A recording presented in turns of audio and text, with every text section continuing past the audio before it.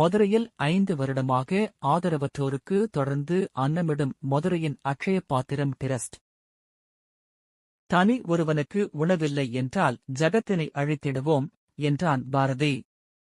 வாடிய பயிரை கண்ட போதெல்லாம் வாடினார் வள்ளலார். உலகில் கொடுமையான நோய் ஒன்று உண்டென்றால் அது பசி மட்டும்தான்.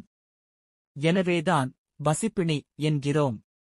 இந்த நிலையில் ஆதரவற்றோர், ரோட்டில் அனாதைகளாக இருப்போருக்கு கடந்த 5 வருடமாக தினமும் மதிய உணவினை வழங்கி வரும் மதுரையின் அக்ஷய பாத்திரம் டிரஸ்ட் சார்பில் இன்று 6வது வருடம் துவக்கமாக இன்று முக்தீஸ்வரர் கோயில் முன்பு உணவு வழங்கினர். முன்னோர் ஆசிர்வாதம் பெற்று நம் சந்ததியினர் மகிழ்வோடும் ஆரோக்கியத்தோடும் வாழ ஒரே வழி அன்னதானம் மட்டுமே என்பதால் மதுரை அக்ஷய பாத்திரம் டிரஸ்ட் சார்பில் தொடர்ந்து மதிய உணவு வழங்கி வருகிறார் நெல்லை பாலு. இன்றுடன் 5 வருடம் நிறைவு பெற்று 6 வருடம் துவக்கம். அதாவது இதுவரை 5 லட்சம் பேருக்கு வயிற்றுப் பணியாற்றிய நிறுவனர் நெல்லை பாலு தன் உயிர் உள்ளவரை இப்பணி தொடரும் என்றார்.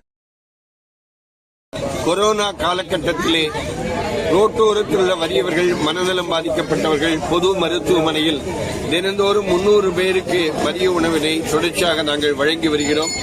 இன்றோடு 5 ஆண்டு காலம் பூர்த்தியாகியிருக்கிறது.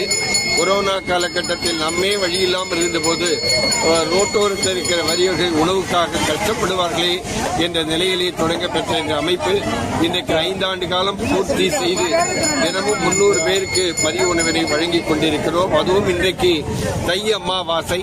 இந்த புனிதமான தை அமாவாசை நாளில் மதுரை தெப்பக்குளம் எதிரே இருக்கிற முக்தீஸ்வரர் கோயில் வளாகத்தில் இன்னைக்கு வருகை தருகிறவர்களுக்கு மதிய உணவு வழங்கப்பட்டது. நல்ல அற்புதமான ஒரு புளியோதரை வழங்கப்பட்டது. அது மட்டுமன்றி இன்னைக்கு நகர் முழுக்க 2000 பேருக்கு இன்றைக்கு மதிய உணவு வழங்கப்படுகிறது. வயிற்றுக்கு சோறிட வேண்டும் இங்கு வாழும் மனிதருக்கெல்லாம் என்று சொன்னான் மாகவிஞ்சன் பாரதி.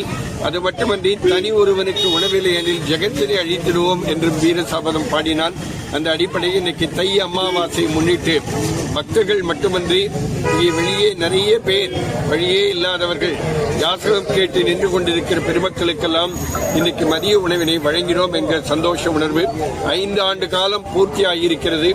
இதற்காக உதவிய பெருமக்களுக்கும் மனமார்ந்த நன்றியை இன்றைக்கு நினைவு கூறுகிறோம்.